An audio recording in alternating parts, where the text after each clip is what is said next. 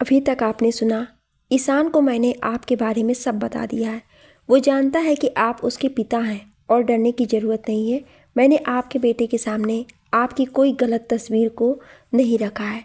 रात काफ़ी हो गई है, अब आपको जाना चाहिए, वसुंधरा ने कहा और बुक्स लेकर अंदर चली गई और दरवाज़ा बंद कर ली।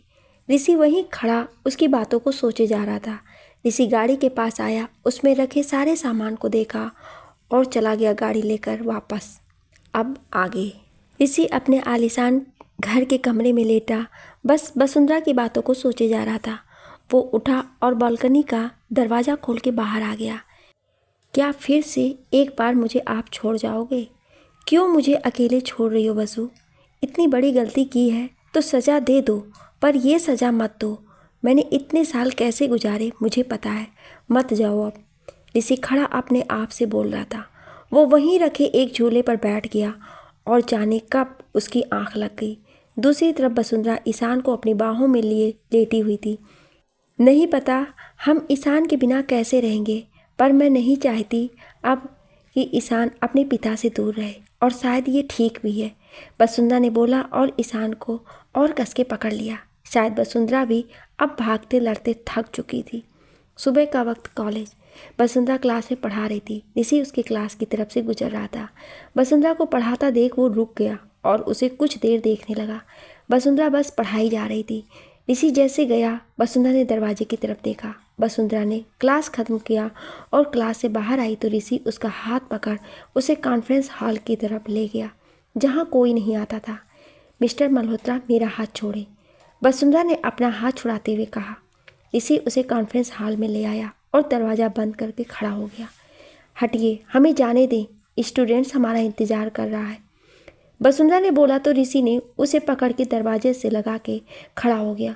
उसकी ऐसी हरकत पर वसुंधरा उसे देखने लगी। सबका इंतज़ार आपको दिखता है, पर सिर्फ मेरा ही इंतज़ार आपको नहीं दिखता है ना वसु? मैं इतने सालों से आपका इंतज़ार कर रहा हूँ, वो आपको नहीं दिख रहा है। आपके जाने के बाद कैसे जिए इसका अंदाज़ा है आपको?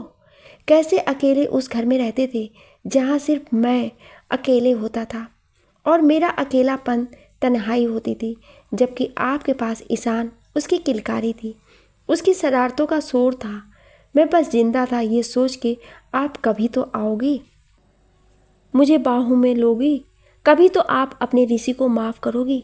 पर आप आज मिली, पर फिर वापस जाने के लिए। बसु, आपसे आपका ईशान छीना, उसके लिए मैं आपसे माफ़ी मांगता हूँ। ऋषि वसुंधरा के कदमों में घुटनों पर बैठ गया। वसुंधरा उसे देखे जा रही थी, उसके आंखों में भी आंसू था। माफ़ कर दो वसु, आपकी दी हुई सज़ा को अभी तक काट रहा हूँ मैं। अब इस सज़ा को ख़त्म कर दो, वापस आ जाओ ईशान के साथ।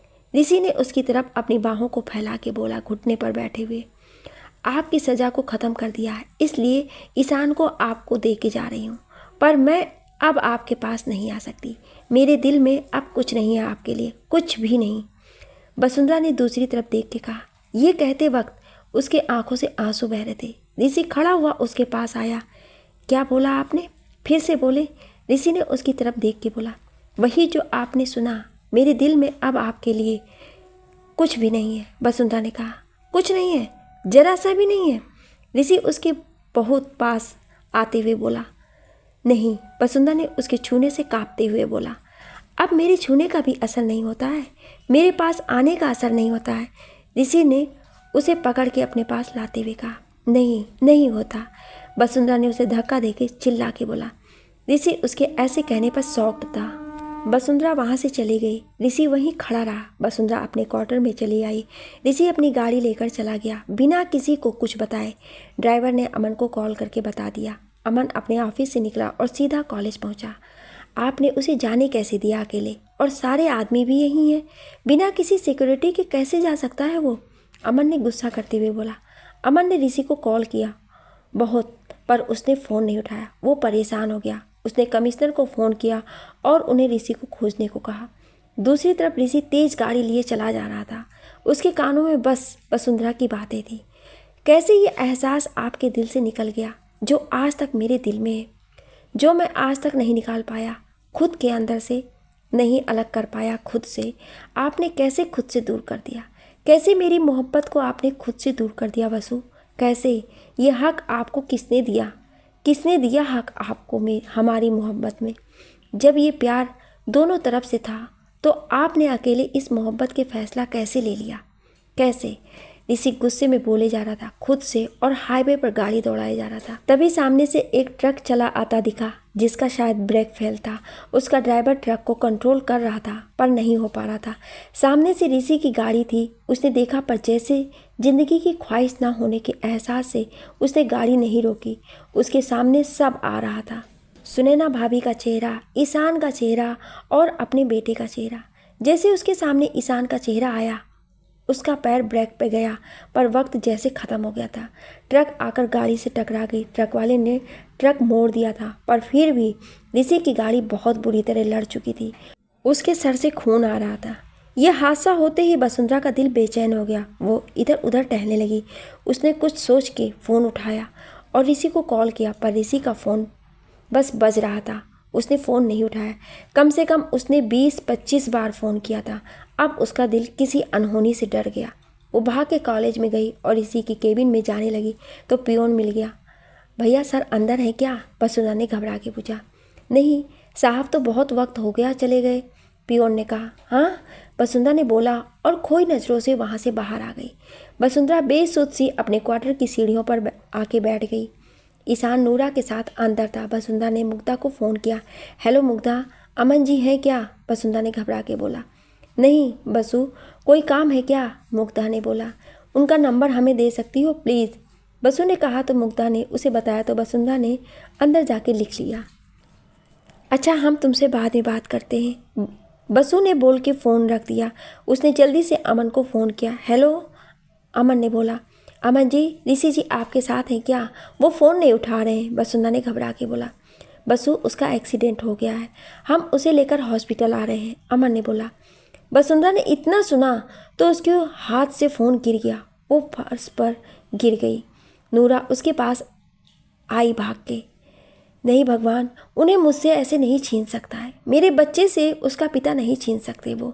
मैं नहीं जी पाऊंगी नूरा, वसुंधरा ने उसे पकड़ के रोते हुए कहा। कुछ नहीं होगा दीदी, उन्हें आप संभालो खुद को।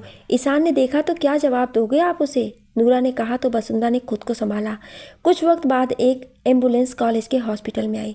वसुंधरा अमन के पास आई। उसने जैसे ऋषि को देखा तो गिरने को हो गई। अमन ने आगे बढ़ के उसे थाम लिया। बसु संभालो खुद को, अमन ने उसे पकड़े हुए कहा। ऋषि को जल्दी से ओटी में ले जाया गया। वसुंधरा वहीं बैठी रही। कुछ देर में रचना, मुग्धा और सौर भी आ गए थे। वसुंधरा बस फर्श को देखे जा रही थी। डॉक्टर अंदर ऋषि को ठीक करने में लगे थे पर जख्म काफ़ी गहरे थे। कई घंटों के बाद डॉक्टर बाहर आए तो अमन ने उससे पूछा, कैसा है अब वो, ठीक है ना? अभी मैं कुछ नहीं कह सकता सर, हमने अपनी तरफ से पूरी कोशिश कर ली है। उन्हें आईसीयू में शिफ्ट कर रहे हैं, बाकी अब भगवान पर है सब। अगर उन्हें होश आया सुबह तक तो ही हम कुछ बोल सकते हैं। डॉक्टर इतना बोल के चला गया। वसुंधरा वहीं खड़ी थी। उसके आंखों से आंसू निकल के उसके चेहरे पर आ रहे थे। ऋषि को शिफ्ट किया गया। वसुंधरा ने शीशे से देखा तो ऋषि के सर पर हाथों पर पट्टियां बंधी थी। उसके पैरों में भी फ्रैक्चर आया था। वसुंधरा बैठ गई वहीं बेंच पर। रचना, मुग्धा दोनों उसके बगल में बैठे थे। रात गहरा गई थी। नूरा ईशान के जिद करने पर उसे हॉस्पिटल वसुंधरा के पास ले आई थी। ईशान वसुंधरा की गोद में आके बैठ गया उसे पकड़ के। दीदी, बाबा माने नहीं इसलिए, नूरा ने बोला तो वसुंधरा ने ईशान को अपने गोद में उठा के खड़ी हो गई और ईशान उसके कंधे पर सर रखे उससे लिपटा हुआ था। सौर, अमन सब ईशान और वसुंधरा को देख रहे थे। मम्मा, मुझे पापा बिल्कुल ठीक चाहिए, प्लीज़ दे दो, उसके बाद कुछ नहीं मांगूंगा आपसे, सच में प्रॉमिस। ईशान के इतना बोलने पर सौर उसे हैरानी से देख रहा था क्योंकि उसे पता नहीं था कि ईशान ऋषि का बेटा है। मैं आपके पापा को आपको वापस दूंगी, प्रॉमिस ईशान, कुछ नहीं होगा उन्हें क्योंकि आपकी मम्मा कुछ नहीं होने देंगी उन्हें। वसुंधरा ने उसे वैसे ही अपने से चिपकाए हुए कहा। ईशान उसकी बाहों में सो गया था। नूरा, इसे ले जाओ, सुला दो, इसके पास रहना, अकेले मत छोड़ना और अच्छे से उड़ा देना इसे, वसुंधरा ने सोए हुए ईशान को उसे देते हुए कहा। नूरा ईशान को लेकर चली गई। रात खत्म हो रही थी पर ऋषि को अभी भी होश नहीं आया था। हनुमान जी, मत करें हमारे साथ ये, मैं मानती हूँ मुझसे गलती हुई है, मैं उन्हें ऐसे छोड़ के चली गई तो वो भी तब जब उन्हें मेरी सबसे ज़्यादा ज़रूरत थी। मैंने जो गलती की है उसकी सज़ा हमें दे, पर मेरे बच्चे से उसके पिता को मत छीने। मत करे उससे दूर उसके पिता को। मेरे बेटे ने जो मांगा है आज तक मैंने उसे दिया है, पर यह आज सिर्फ आपके सहारे से ही दे सकती हूँ और आपको आज मेरी बात माननी होगी। वापस कीजिए मेरे बच्चे के पिता को। मैं ऋषि को नहीं खो सकती हूँ, मैं मर जाऊँगी। वसुंधरा अपने मन में आंखों को बंद किए कहे जा रही थी। उसके चेहरे पर आंसू बह जा रहे थे। रात खत्म हो गई थी, पर ऋषि अभी भी होश में नहीं आया था। वसुंधरा ने शीशे से झांक के देखा तो ऋषि वैसे ही लेटा हुआ था। वसुंधरा धीरे से दरवाज़ा खोल के अंदर जाती है। नर्स उसे धीरे से बाहर जाने को कहती है। अमन उस नर्स को रोक देता है इशारे से और बाहर बुला लेता है। वसुंधरा बेसुध सी जाकर ऋषि के पास रखी छोटी सी स्टूल पर बैठ जाती है। वो ऋषि को देखती है और उसके हाथ को अपने हाथों में लेती है। ऋषि, ईशान ने मुझसे आज अपने पापा को मांगा है और आज तक मैंने उसकी हर मांग को पूरा किया है। आज मैं अगर उसकी मांग नहीं पूरी कर पाई तो अपने बच्चे को क्या बोलूँगी बताओ। आपने वादा किया था कि आप मेरा सर कभी नहीं झुकने देंगे, तो आज कैसे वो वादा तोड़ रहे हैं आप? बोला था ना आपने कि आप मेरा इंतज़ार कर रहे थे, तो कहाँ हैं आप? देखिए, मैं कब से आके बैठी हूँ आपके पास। आप उठें, लड़े मुझसे, झगड़े मुझसे। चाहे तो इतने साल दूर रहने की सज़ा आप मुझे दें, पर इस तरह मुझसे दूर मत हो जाओ ऋषि। मर जाएंगे हम। बहुत प्यार करते हैं आपसे। मैं आज तक जिंदा थी क्योंकि आप सही सलामत थे। ईशान को मैं अकेले नहीं संभाल सकती ऋषि। उठो और संभालो अपने बच्चे को। मुझसे नाराज़ है ना आप? तो मुझसे बात मत करें, पर अपने बच्चे से कैसे दूर जा सकते हैं आप? वो इंतज़ार कर रहा है आपका ऋषि। उठिए प्लीज़। वसुंधरा इतना बोल के रो दी। उसके हाथ पकड़ के धीरे से वसुंधरा के हाथों को ऋषि ने पकड़ लिया। वसुंधरा ने जब देखा तो वो ऋषि के चेहरे की तरफ देखने लगी। ऋषि ने धीरे से आंखें खोला। उसकी नज़रों के सामने आंसुओं में भीगा वसुंधरा का चेहरा था। वसुंधरा ने अमन, डॉक्टर को सबको आवाज़ दिया। डॉक्टर जल्दी से आए और ऋषि को चेक करने लगे। ऋषि वसुंधरा का हाथ पकड़े हुए था तब तक। ये ठीक है, पर इन्हें रेस्ट की ज़रूरत है और ये अभी यहीं रहेंगे। डॉक्टर ये बोल के चले गए। अमन, सौर दोनों उसके पास आए। वसुंधरा का हाथ अभी भी ऋषि के हाथ में था। अमन सौर बातें कर रहे थे तो वसुंधरा ने अपना हाथ छुड़ा के बाहर आ गई। वो क्वार्टर आ गई अपने। सूरज भी आज एक नई चमक और सुबह लेकर आया था। ईशान उसे बाहर बैठा मिल गया। मम्मा, पापा कैसे हैं? ईशान भाग के उसके पास आके पूछा। वसुंधरा ने मुस्कुरा के उसे गोद में उठा लिया। बिल्कुल ठीक है, आप मिलोगे उनसे? वसुंधरा ने मुस्कुरा के कहा। हाँ, ईशान ने कहा। ठीक है, फिर उनके लिए कुछ ले जाओ, वसुंधरा ने कहा और ईशान को लेकर अंदर आ गई। दूसरी तरफ मुग्धा और रचना चले गए थे ऋषि के लिए घर से कुछ लाने। सौर खड़ा उसे घूर रहा था। ऐसे क्या देख रहा है? ऋषि ने धीरे से पूछा। यही देख रहा हूँ कि साले, यहाँ हम शादी करके दूर थे अपनी बीवी से कि वसुंधरा तुझे छोड़ गई थी और तू हमसे भी तेज। आप जरा ठीक हो जाएं, फिर दोबारा यही 1 हफ्ते के लिए वापस भेज दूंगा आपको। शौर ने गुस्से में उसे घूरते हुए कहा। अरे मैं भी हूँ साथ में, मैं भी मारूंगा इसे, अमन ने बोला ऋषि को हल्के से मारते हुए। तभी ईशान हाथ में टिफिन लिए नूरा के साथ आया। ऋषि उसे देख के मुस्कुरा दिया। गुड मॉर्निंग, ईशान ने बहुत प्यार से बोला। गुड मॉर्निंग, इधर आओ, ऋषि ने बोला तो नूरा ईशान को ऋषि के पास ले आई। नूरा ने ईशान के हाथ से टिफिन लेकर उसे ऋषि के बगल में बैठा दिया। सौर और अमन दोनों देख रहे थे। ईशान आया और ऋषि के सीने से लग गया। ऋषि को भी बहुत सुकून मिला ईशान को ऐसे पाके। मैंने मम्मा को बोला था कि मुझे मेरे पापा वापस चाहिए। आज तक उन्होंने मेरी हर बात मानी और आज भी उन्होंने मुझे आपको दिया। अब मत जाना मुझसे दूर पापा। ईशान के मुंह से पहली बार पापा सुन के ऋषि की आंखों में आंसू आ गए, जिसे उसने छुपा लिया और ईशान को दूसरे हाथ से कस के पकड़ लिया। अमन और सौर की आंखें भी नम थीं। ऋषि ईशान को बाहों में लिए बैठा रहा। उसे आज वो मिला था जिसका इंतज़ार एक बाप तब करता है जब उसका बच्चा पैदा होता है। उसके मुंह से पापा सुनने का सुख। आज ईशान के मुंह से ये सुन के ऋषि बहुत खुश था, पर अभी भी कुछ अधूरा था जिसे ऋषि को पूरा करना था। ऋषि ईशान को सीने से लगाए बैठा था। तभी मुग्धा और रचना अंदर आए। देखा तो ईशान ऋषि की बाहों में था। चलिए नाश्ता कर लीजिए, रचना ने कहा। आप तो वही हो ना जो उस रात हमारे घर आए थे? ईशान ने बोला। हाँ, और हम आपकी मौसी हैं और ये आपकी चाची। रचना ने उसे गोद में उठाते हुए कहा। मुग्धा सबके लिए नाश्ता निकाल रही थी। नूरा, उसे आप खाओगे? ईशान ने नूरा के हाथ में लिए टिफिन को देखते हुए बोला। नहीं बाबा, हम दे रहे हैं। मुग्धा दीदी, ये बसु दीदी ने भेजा है और इसमें चाय है। नूरा ने टिफिन और चाय के थर्मस उसे देते हुए कहा। आप भी ये खाओगे ईशान? मुग्धा ने पोहा प्लेट में निकालते हुए कहा। मैं नहीं खाता ये। नूरा, जाओ, मेरे लिए चीज़ बर्गर और जूस और एक एप्पल और वेज रोल ले आओ बस। ईशान ने बोला तो नूरा चली गई। रचना, ये खाने में तुम पर ही गया है। सौर ने बोला तो सब हंस दिए शुक्रिया बताने के लिए। रचना ने मुंह बना के बोला। ऋषि ने जैसे चाय की एक घूंट पी, उसे पुराना स्वाद याद आ गया जिसे वो आज तक भूल नहीं पाया था, और ये स्वाद ना मिलने की वजह से उसने चाय पीना छोड़ दिया था। पर आज एक बार फिर वही स्वाद वापस मिला था। नूरा ईशान के लिए सब ले आई थी। हॉस्पिटल की कैंटीन से ईशान को रचना खिला रही थी। ऋषि बैठा उसे खाते हुए देख रहा था। नूरा भी बैठी थी सबके साथ। तभी नूरा का फ़ोन बजा। वो उठ के बाहर चली आई। फ़ोन वसुंधरा का था। नूरा, वो ठीक है ना? वसुंधरा ने पूछा। जी दीदी, नूरा ने बोला। ईशान को फ़ोन दो, उसने आज फिर मिसेज मिश्रा के घर का कांच तोड़ दिया है। वसुंधरा ने बोला तो नूरा ईशान के पास गई जो ऋषि के पास बैठा था। ईशान, बात करो। नूरा ने स्पीकर ऑन करते हुए उसके हाथ में दे दिया। सॉरी मम्मा, ईशान ने कहा। ईशान, गलत बात बेटा, आज आपने फिर से वही किया। मैंने कितनी बार बोला कि ऐसी जगहों पर मत खेलो जहाँ कुछ टूटने की चीज़ हो। ये दार्जिलिंग नहीं है आपका कि जब देखो बैट लेकर शॉट मार देते हो। अब बोलो क्या करूँ मैं? दूँ पनिशमेंट? वसुंधरा ने उसे डांटते हुए कहा। मम्मा सॉरी, पर प्लीज़ आज की इस आइसक्रीम मत मना करना, ईशान ने बोला।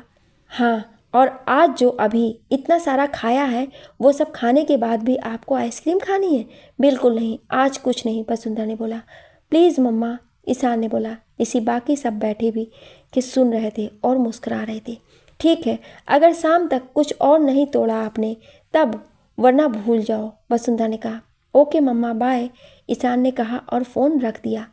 ईशान ने फ़ोन रखा तो मिसेज मिश्रा उनसे मिलने आई थी, सारी लेडीज़ के साथ जो वहाँ क्वार्टर में रहती थी। कैसे हैं आप मिस्टर मल्होत्रा जी? मिसेज मिश्रा ने पूछा।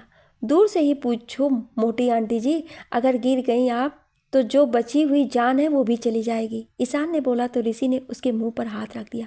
बाकी सब हंस दिए। तुम्हारी शिकायत तो मैं अभी करके आ रही हूँ तुम्हारी माँ से, मिसेज मिश्रा ने गुस्से में कहा। हाँ, पता चल गया मुझे, ईशान ने हाथ हटा के बोला। अरे मिस्टर मल्होत्रा, पता नहीं वसुंधरा जी इस शैतान को कैसे संभाल लेती हैं। बाप रे, जब से आया है सबके घर के कांच के पीछे पड़ा है। मेरे घर की हालत तो यूँ हो गई है कि 2 दिन में कि घर की खिड़की में कोई कांच ही नहीं बचा है, एक लेडी ने कहा। ईशान मुंह बना के सर झुका लिया। ये पहला बाप है जिसे हॉस्पिटल के बेड पर इस हालत में भी शिकायत सुनना पड़ रहा है, अमन ने मुस्कुरा के बोला। सब ऋषि से मिल के जाने लगे तो ईशान ने पॉकेट से कंचे निकाल के धीरे से नीचे डाल दिए, जिससे सारी लेडीज़ एक एक करके गिरने लगी।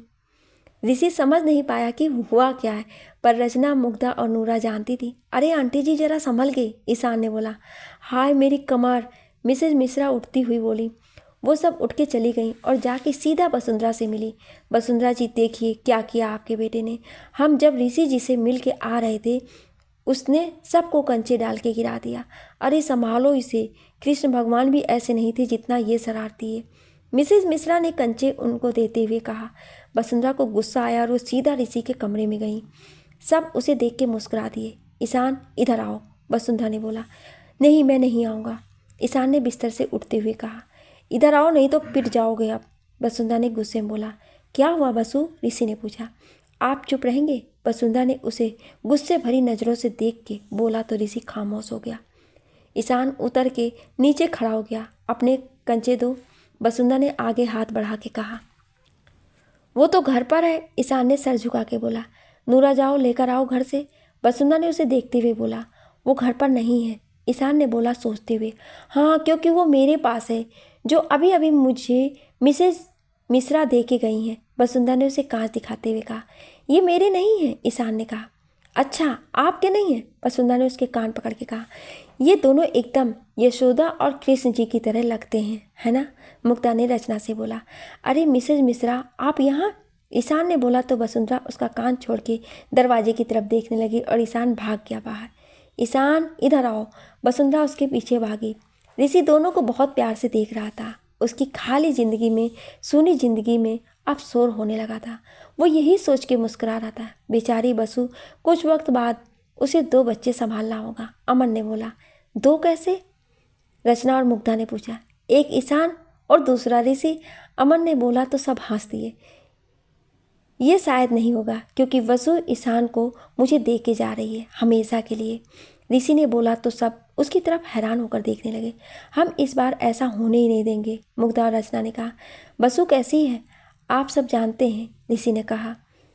मुझसे अच्छा नहीं जानते होंगे आप सब, रचना ने बोला। उसके दिमाग में क्या चल रहा था वो सिर्फ वही जानती थी। शाम का वक्त वसुंधरा का क्वार्टर।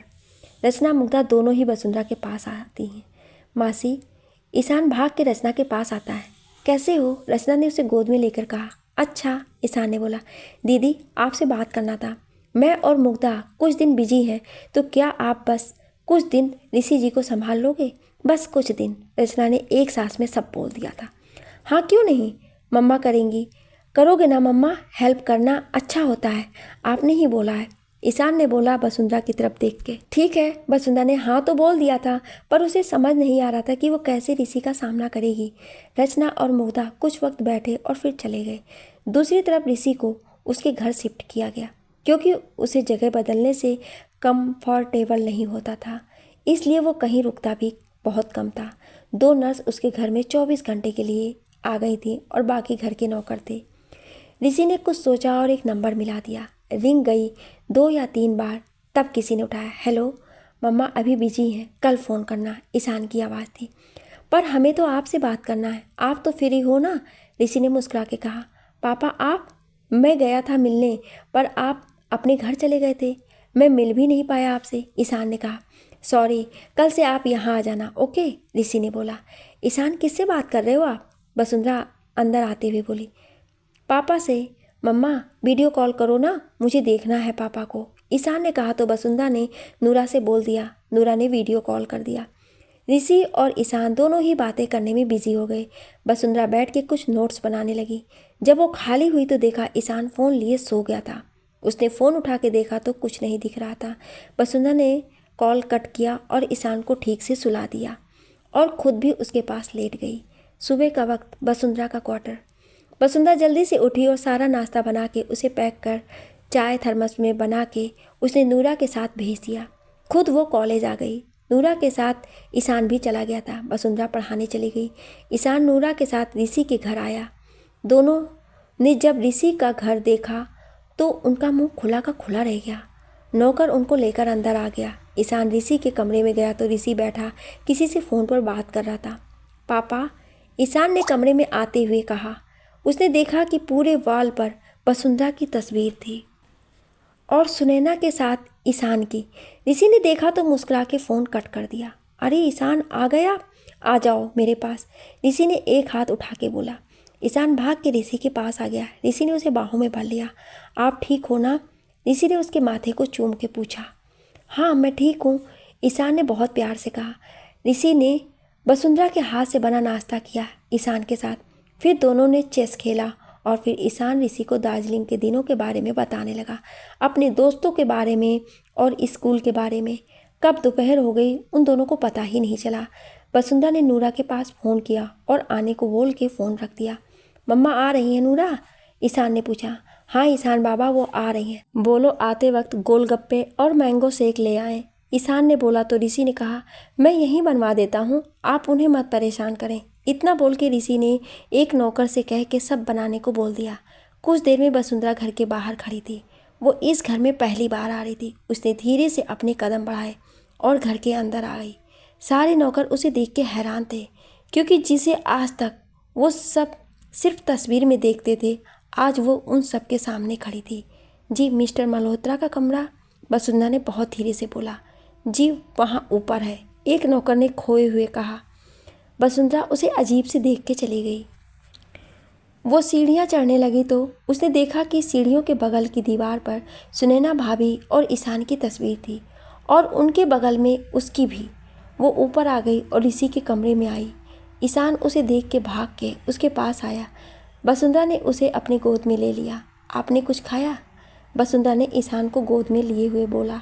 हाँ, ईशान ने कहा। ऋषि वसुंधरा को देख रहा था। बहुत जल्द इस कमरे में आप हमेशा के लिए आएंगी बसु, बहुत जल्द, ऋषि ने कहा। नौकर गोलगप्पे की ट्रे और मैंगो शेक ले आया था।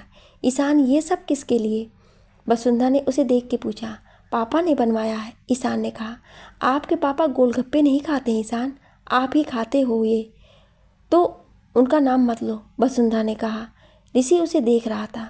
तुम्हें आज भी पता है मुझे क्या पसंद है? ऋषि ने वसुंधरा को देख के कहा। वसुंधरा उसकी तरफ देखने लगी। दोनों ने ना जाने क्या कहा नज़रों से, जो सिर्फ वो समझ पाए। नौकर ट्रे टेबल पर रख के चला गया। ईशान उतरा और ऋषि के पास बैठ गया। मम्मा खिलाओ, ईशान ने ऋषि के पास बैठते हुए कहा। वसुंधरा ले आई ट्रे और बैठ गई थोड़ी दूर ऋषि से और ईशान को खिलाने लगी। पापा आप भी खाओ ना, बहुत टेस्टी है, मम्मा खिलाओ पापा को, ईशान ने कहा तो वसुंधरा ने एक गोलगप्पे उसकी तरफ बढ़ा दिया। ऋषि ने मुंह खोला और वसुंधरा ने उसे खिलाया। हल्के से पानी उसके होठों पर गिर गया तो वसुंधरा ने अपने पल्लू से पोंछ दिया। ऋषि खुश था। आज रात तक वसुंधरा वहीं रही। चलो ईशान चलते हैं, सुबह आएंगे, वसुंधरा ने ईशान से बोला तो ईशान ने ऋषि को पकड़ लिया। नहीं, मुझे पापा के पास रहना है, ईशान ने कहा। नहीं ईशान, चलो अभी, कल वापस आ जाना, वसुंधरा ने कहा तो ईशान ऋषि से लिपट गया। रहने तो बसु इसे यहाँ, और मैंने आपका सामान भी यहीं मंगवा लिया है, दूसरे कमरे में है, यहीं रुक जाओ जब तक मैं ठीक नहीं हो जाता, ऋषि ने उसकी तरफ देख के कहा। हाँ, वसुंधरा ने बस इतना ही कहा। ईशान खुश था ऋषि के पास रुकने से। 1 महीने ऐसे ही बीत गए। वसुंधरा ऋषि का पूरा ख्याल रखती। ऋषि भी ठीक हो गया था और साथ में दोनों का रिश्ता भी। पर अभी ऋषि के पैर में दर्द था चलने से। वसुंधरा कॉलेज के बाद सीधा घर आती और ऋषि ईशान के पास रहती। वसुंधरा ऋषि ईशान के लिए खुद खाना बनाती। ऋषि के घर में फिर से एक बार वसुंधरा की पायल झनकार और चूड़ियों की खनक गूंज रही थी और ऋषि बस यही सोचा करता था, कब तक। वो जानता था बसु भी अब जाना नहीं चाहती है। आखिर वो भी थक चुकी थी भाग के ऋषि से लड़ते हुए। ऋषि अब इन दूरियों को ख़त्म करना चाहता था। 1 महीने बाद रात का वक्त, ईशान ऋषि के कमरे में सो रहा था। वसुंधरा अपने कमरे की बालकनी के दरवाजे को खोल के नीचे तकिया कारपेट पे रखे लेटी थी। ऋषि जानता था कि अब वसुंधरा ये घर और उसे छोड़ के चली जाएगी वापस। उसने बिस्तर पर सोते हुए ईशान को देखा। वो उसके पास गया और उसे कंबल उड़ा के उसके माथे को चूम के कमरे से बाहर आया और वसुंधरा के कमरे की तरफ चल दिया। उसने हल्के से दरवाज़ा खोला और अंदर आया। उसकी इतनी रात को इस तरह से आने से वसुंधरा उठ गई। क्या हुआ? ईशान परेशान कर रहा है क्या? मैं अपने पास ले आती हूँ, रुकिए। वसुंधरा उठकर जाने लगी तो ऋषि ने उसे एक हाथ से पीछे से पकड़ा और दरवाज़ा अंदर से बंद कर दिया। ऋषि जी, रात बहुत हो गई है, आपको अपने कमरे में जाना चाहिए, वसुंधरा ने वैसे ही खड़े हुए बोला, जबकि वो ऋषि के छूने से कमज़ोर हो रही थी। बसु, मुझे अब ये अकेलापन मैं परेशान कर रहा है, प्लीज़ खुद को मेरी ज़िंदगी में ईशान के साथ ले आओ, मैं अकेले नहीं संभाल पाऊंगा उसे। ऋषि ने उसके कंधे पर अपना माथा लगा के बोला। मैं नहीं आना चाहती वापस, वसुंधरा ने कहा रोते हुए, क्योंकि वो महसूस कर रही थी ऋषि के दिल को। तो क्यों आई थी उस दिन जब मेरा एक्सीडेंट हुआ था? क्यों ईशान से वादा किया था बसु कि उसके पापा दोगी उसे? क्यों मेरा हाथ पकड़ के मौत के हाथों से खींच के ज़िंदगी में ले आई थी वापस? क्यों मेरी हालत पर तड़प गई थी? बसु अधूरा है आपका ऋषि, आपके बिना। उसे पूरा कर दो अब, चली आओ वापस। अगर इस बार कुछ हुआ तो वापस नहीं बच पाऊंगा मैं। ऋषि ने जैसे ये कहा तो वसुंधरा उसकी तरफ मुड़ के उसे कस के गले लगा ली। खबरदार, जो ये शब्द दोबारा बोला तो आपने, मैं उस शैतान को अकेले नहीं संभाल सकती, वसुंधरा ने रोते हुए कहा। तो मिलके संभाल लेंगे, ऋषि ने उसे बाहों में कस के भर के कहा। मैं आपसे प्यार नहीं करती, वसुंधरा ने उसके गले लगे बोली।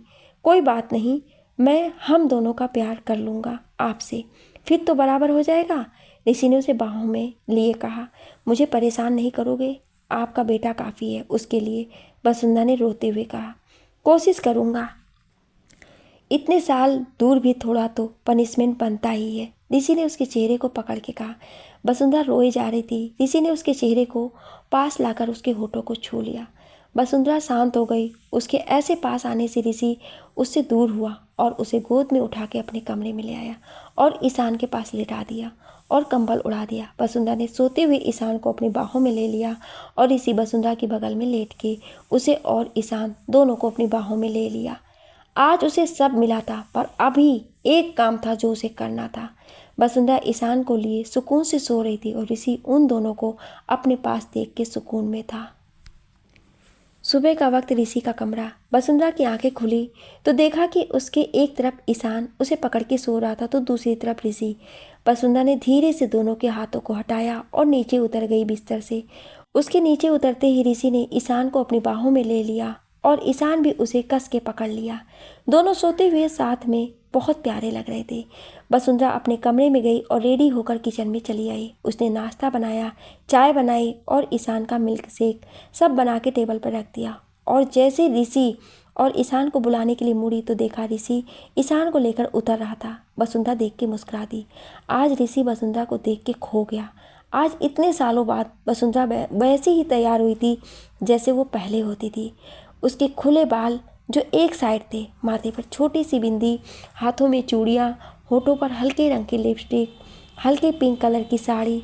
इसे उसे देख के मुस्कुरा दिया। मम्मा। ईशान भाग के वसुंधरा के पास आया तो वसुंधरा ने उसे गोद में उठा लिया। बहुत प्यारे लग रहे हो आप, ईशान ने उसके गालों पर किस करते हुए कहा। अच्छा बैठो, नाश्ता करो, हमें कॉलेज जाना है, देर हो रहा है। वसुंधरा ने ईशान को बैठाया और पल्लू कमर में टाक के उसे नाश्ता देने लगी तो ऋषि पीछे से आके उसके पल्लू को कमर से खोल के आके चेयर पर बैठ गया। वसुंधरा ने उसे घूर के देखा। ऐसे मत देखें, पुरानी आदत है, ऋषि ने मुस्कुरा के कहा। वसुंधरा ने दोनों को नाश्ता कराया और नूरा को उनके पास छोड़ के वो कॉलेज के लिए निकल गई। कॉलेज पहुंची तो देखा आज सारे स्टूडेंट्स उसे अजीब से देखकर बातें कर रहे थे। उसकी नज़र जैसे नोटिस बोर्ड पर गई तो वहाँ ऋषि और उसके नाम को जोड़ के कुछ कमेंट्स लिखे हुए थे। स्टूडेंट्स क्लास से बाहर थे। अगर आप सबको पढ़ना हो तो 10 मिनट के अंदर क्लासरूम में आओ। वसुंधरा ने उन सारे कमेंट्स और पोस्टर पर ध्यान न देते हुए, अरे मिस वसुंधरा कश्यप जी, यही नाम है ना आपका? तो ये तो बता दीजिए कि आखिर मिस्टर मल्होत्रा जी के साथ आपका क्या रिश्ता है जो आप 1 महीने से उनके घर पर हैं। मिसेज मिश्रा सारी औरतों के साथ खड़ी थी। आज उन्हें अपना बदला लेने का मौका मिला था। मैं आपके किसी भी सवाल का जवाब देना जरूरी नहीं समझती। क्लास में चलें आप सब, वसुंधरा ने कहा। हाँ, हमें क्यों जवाब दोगी वसुंधरा जी? जवाब तो आजकल किसी और को दिया जा रहा है। वैसे जहाँ तक हमें पता है कि आपकी शादी नहीं हुई है और ईशान को गोद में नहीं लिया है आपने, तो वो किसका बेटा है वसुंधरा जी? शायद वो आपकी किसी दोस्त का बेटा होगा या बहन। क्यों, सच बोल रही हूँ ना मैं, मिसेज मिश्रा ने बोला। ईशान मेरा बेटा है, वसुंधरा ने कहा। मतलब कहने का ये है कि आपने उसे जन्म दिया। वाह, बिना शादी के बच्चे पहली बार सुन रही हूँ। आप तो कुंती निकली इस जमाने की। मिसेज मिश्रा के कहने पर सब हंस दिए। अब सुन लिया ना आपने, तो मैं पढ़ा सकती हूँ, वसुंधरा ने कहा क्लास में जाते हुए। पता नहीं किस गंदी खून की पैदाइश है इनका बेटा। जब माँ ऐसी अय्यास है तो बेटे की परवरिश तो खराब होगी। मिसेज मिश्रा ने कहा तो तभी उनके गाल पर एक थप्पड़ पड़ा। सब उनके गाल पर थप्पड़ पड़ते ही शौक थे और उससे भी ज़्यादा ऋषि को वहाँ देख के, क्योंकि वो थप्पड़ ऋषि ने अपनी सेक्रेटरी से मरवाया था। सॉरी मिसेज मिश्रा, मैं औरतों पर हाथ नहीं उठाता, वरना जिस मुंह से आपने मेरी बीवी बच्चे के लिए गंदे अल्फाज का इस्तेमाल किया है, मैं वो मुंह खुद अपने हाथों से तोड़ देता। ऋषि ने वसुंधरा के साइड खड़ा होकर कहा, उसे कंधे से पकड़ते हुए कहा। सब उसकी तरफ हैरानी से देख रहे थे। भावना, एक चेयर ले आओ प्लीज़, ऋषि ने अपनी सेक्रेटरी से बोला तो वो एक चेयर ले आई। ऋषि ने उस चेयर पर वसुंधरा को बैठाया। हाँ, तो क्या सवाल थे आपके मेरी पत्नी से? ऋषि ने सबकी तरफ मुड़ते हुए कहा।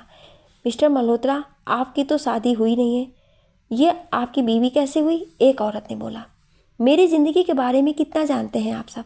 जब आज तक मैंने अपनी पर्सनल लाइफ किसी के साथ शेयर नहीं किया तो आपको कैसे पता कि मेरी शादी हुई या नहीं? ऋषि ने कहा तो मिसेज मिश्रा ने बोला, क्या सबूत है कि वो लड़का आपका बेटा है? मिसेज मिश्रा की बात पर ऋषि ने मिस्टर मिश्रा को बुलवाया। सर, क्या आप डीएनए रिपोर्ट पढ़ के बताएंगे? ऋषि ने कहा तो मिश्रा जी ने सबको पढ़ के बताया। इस रिपोर्ट में क्लियर है कि ईशान मिस्टर मल्होत्रा और वसुंधरा जी का बेटा है।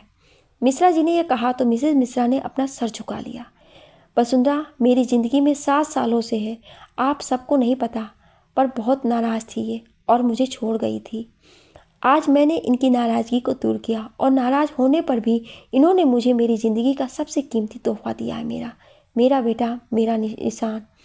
और अकेले होने के बाद भी इन्होंने अच्छी परवरिश दी है उसे, उसकी हर ख्वाहिश को पूरा किया है और ख़ुद को भी काबिल बनाया। इतनी हिम्मत आप सब में से किसी के पास नहीं है। और हाँ, एक बार फिर शादी करने जा रहा हूँ, पर इस बार पूरे रिवाज के साथ। आना ज़रूर 1 हफ्ते बाद धरा मेंशन में, जो मैंने इनके ही नाम पर रखा है, ऋषि ने कहा और वसुंधरा का हाथ पकड़ के उसे वहाँ से ले आया अपने साथ। और अमन ये सब देख के मुस्कुरा रहा था। वसुंधरा को गाड़ी में बैठाया और खुद चाबी लेकर ड्राइविंग सीट पर बैठ गया। गाड़ी हॉस्पिटल से निकल के घर जाने के रास्ते पर चल पड़ी। वसुंधरा सर झुकाए बैठी थी। ऋषि ने उसकी कमर में हाथ डाल उसे अपने पास खींच के बाहों में ले लिया। वसुंधरा उसके शर्ट के कॉलर को कस के पकड़ ली और ऋषि ने उसे, मत सोचो वसु कुछ, अब बस ये सोचो कि आपको शादी में किस कलर का जोड़ा चाहिए। मुझे तो पिंक कलर का चाहिए, आप पर बहुत अच्छा लगता है, ऋषि ने बोला तो वसुंधरा मुस्कुरा दी। घर पहुंचे तो देखा सब पहले से ही आए हुए थे। अमन ने सबको बुला लिया था और घर में डेकोरेशन का काम चल रहा था। ये सब वो भी इतनी जल्दी, वसुंधरा ने देख के पूछा। हमारी शादी की जल्दी इन सबको हमसे भी ज़्यादा है, ऋषि ने धीरे से वसुंधरा के कान में कहा। मुबारक हो दी, आपकी शादी में फाइनली मुझे नाचने को मिलेगा, रचना ने उसके गले लग के बोला, और साथ में एक खाना बनाने वाली जिसे रचना ने बहुत मिस किया। वसु, सौर ने बोला। चुप करो आप, रचना ने मुंह बना के कहा। सब कुछ दिन वहीं रहने वाले थे, साथ में बैठ के शादी के कपड़े, गहने और ना जाने क्या क्या देख रहे थे। पर इन सब से बेखबर वसुंधरा ईशान को बगीचे की घास पर लेकर लेटी थी और ईशान उसके सीने पर सर रखे हुए था, उसके पल्लू को अपने हाथों में पकड़े। ऋषि ने देखा बालकनी से तो नीचे आया और बगीचे में चला आया। वसु, ईशान सो गया है, ऋषि उसके साइड में लेट के उसे पकड़ते हुए बोला। हाँ, और आप क्या कर रहे हो? वसुंधरा ने मुस्कुरा के बोला। सो रहा हूँ अपने बेटे की माँ के पास, ऋषि ने आंखों को बंद किए बोला। ऊपर से जब अमन और सौर ने देखा तो दोनों ने एक दूसरे को देख के मुस्कुराया। दोनों अंदर गए और रचना और मुग्धा को ले आए बाहर। ये क्या हो रहा है? मुग्धा ने बोला तो वसुंधरा ने ऊपर आंखों को करके देखा तो सबको देख के ऋषि को दूर करने लगी। वसु, नींद आ रही है, मत करो ना खुद से दूर, ऋषि ने उसे पकड़ के बोला। ऋषि, सब यही है, वसुंधरा ने धीरे से उसे धक्का देते हुए कहा। वसुंधरा ने उठ के ईशान को उठा लिया। ऋषि ने देखा तो अजीब सा मुंह बना लिया। ये क्या हो रहा था? जब बोल रखा है कि आप दोनों अब शादी के बाद ही मिल सकते हैं तो फिर? मुग्धा ने कमर पर हाथ रखे आंखों को दिखा के बोला। वो मैं बस घूमते हुए आ गया था और लेट गया, ऋषि ने वसुंधरा का हाथ पकड़ते हुए कहा। रचना ने उसके हाथ पर मारा और वसुंधरा को साइड कर बोली, ये सब शादी के बाद होगा, इंतजार करो। इतना बोल के वो वसुंधरा को ले गई। मुग्धा भी उसके साथ चली गई। चल भाई आ, आज हमारे साथ सो ले, अमन ने कहा उसके कंधे पे हाथ रखे। मैं अकेले ही ठीक हूँ, तुम दोनों साथ सो लो, ऋषि ने गुस्से में कहा और चला गया। अमन और सौर दोनों हंस दिए। सुबह का वक्त, ऋषि का घर, पूरे घर को सजाया जा रहा था। बाहर लाइटिंग हो रही थी। वसुंधरा ईशान को खाना खिला रही थी। ऋषि भी आ गया था। वसुंधरा किचन से चाय लेने गई। ऋषि ने देखा कि सब काम में लगे ही तो धीरे से किचन की तरफ मुड़ गया। ऋषि जी, कुछ चाहिए तो मैं ले आती हूँ, आप बैठो, बताओ क्या चाहिए, रचना ने कहा तो ऋषि का मुंह बन गया। चाय, ऋषि ने मुंह बना के कहा। आप बैठो, देखो वसुदी ले आई है, रचना ने कहा और वसुंधरा के हाथ से चाय का कप ऋषि को लेकर दे दिया। आप नाश्ता करो, तब तक हम दीदी को कुछ गहने दिखा देते हैं, रचना ये बोल के वसुंधरा का हाथ पकड़ के ले गई। ऋषि मुंह बना के वसुंधरा को देख रहा था। अब हाल ये हो गया था कि ऋषि को वसुंधरा अकेले मिलती ही नहीं थी और इन सब में हल्दी की रस्म हुई। वसुंधरा पीली साड़ी और फूलों की ज्वेलरी पहने बैठी थी। कॉलेज से भी सब लोग आए थे। मिसेज मिश्रा भी आई थी। वो अपने किए पर शर्मिंदा थी। वसुंधरा उठ के उनके पास गई और उनका हाथ पकड़ के बोली, आप मुझे हल्दी नहीं लगाओगे? मिसेज मिश्रा की आंखों में आंसू थे पर होठों पर मुस्कान आ गई थी। सब तरफ खुशी थी। आज वसुंधरा को ऋषि के नाम की हल्दी लगी थी। वो खुद को शीशे में देख रही थी कि तभी पीछे से उसे ऋषि पकड़ता है। बहुत प्यारी लग रही हो, पर कुछ कमी है अभी, ये बोल के उसने वसुंधरा का चेहरा अपने सामने किया और हल्दी उठा के हल्के से उसके कमर पर लगाते हुए गालों पर लगाया और हाथों पर। अब लगी है आपको हल्दी हमारे नाम की, हमारे हाथ से, और इसका रंग बहुत पक्का है, उतरेगा नहीं बसु। ऋषि ने उसके चेहरे को उठा के बोला। वसुंधरा की आंखें शर्म से झुकी थी। ऋषि ने उसे बाहों में भर लिया। ऐसे ही मेहंदी की रस्म हुई और वो दिन भी आ गई जब वसुंधरा ने ऋषि के नाम का श्रृंगार कर उसके नाम की चुनरी ओढ़ी थी। वो गुलाबी लहंगे में बहुत खूबसूरत लग रही थी। उसे मंडप में लाया गया जहाँ पहले से ही ऋषि उसका इंतजार कर रहा था। उसने वसुंधरा का हाथ पकड़ा और मंडप पे ले आया।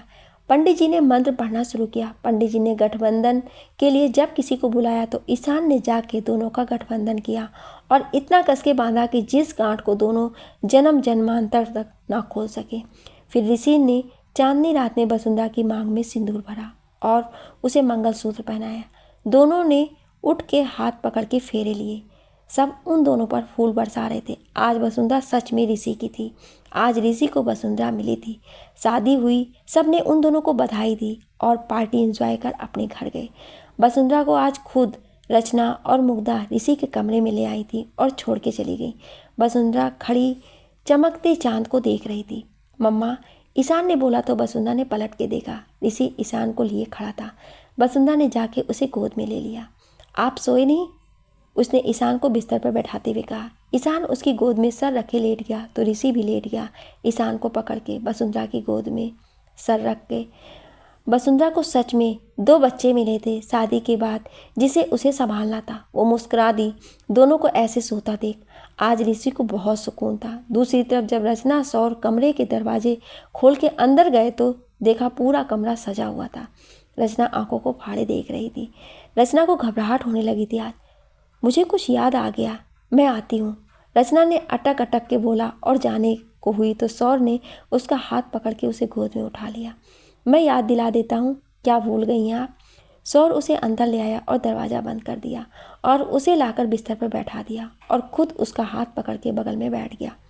सॉरी रचना, मैं जानता हूँ कि हमारी शादी को 5 साल हो गए और एक पति होने के नाते मैंने अपनी कई सारी जिम्मेदारियों को नहीं निभाया, पर वादा करता हूँ आज के बाद आपके लिए जो भी मेरी जिम्मेदारी है वो मैं निभाऊंगा और मेरे लिए सबसे पहले आप होंगे। अब मैं कोशिश करूँगा कि आपकी हर ख्वाहिश को पूरा करूँ, आपको कभी शिकायत का मौका ना दूँ।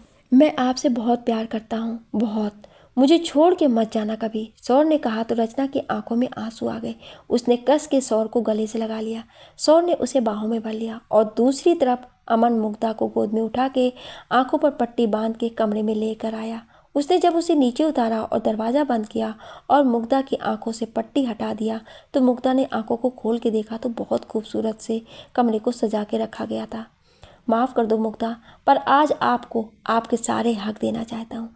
अमन ने उसके चेहरे को पकड़ के बोला और धीरे से मुग्धा के कांपते होठों को छू लिया। आज सबको सबके हम सफ़र मिल गए थे। आज सबकी ज़िंदगी में सुकून था, मोहब्बत था। 2 साल बाद हरिद्वार की हर की पौड़ी शाम का वक्त वसुंधरा को एक प्यारी सी बेटी हुई थी। उसका नाम ऋषि ने धरा रखा था। ईशान अपनी बहन से बहुत प्यार करता था। अमन और मुग्धा को एक बेटा हुआ था और रचना को ट्विंस हुए थे और दोनों बेटे और दोनों शैतान थे, पर दोनों बहुत प्यारे थे। आज सब महाआरती में आए थे। वसुंधरा अपनी बेटी को लिए खड़ी थी गोद में और ऋषि ईशान को लिए। अमन मुग्धा और अपने बेटे के साथ खड़ा था।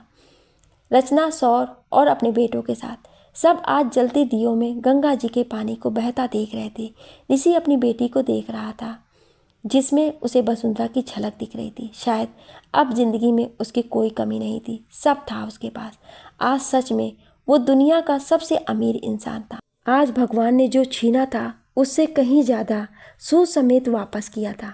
आरती खत्म हुई, सब वहीं सीढ़ियों पर बैठ गए और हर की पौड़ी की शाम को रात में तब्दील होता देख रहे थे। आपको ये कहानी कैसी लगी हमें कमेंट करके ज़रूर बताएं और ऐसी ही कहानियाँ सुनने के लिए हमारे चैनल को सब्सक्राइब ज़रूर करें। Thank you.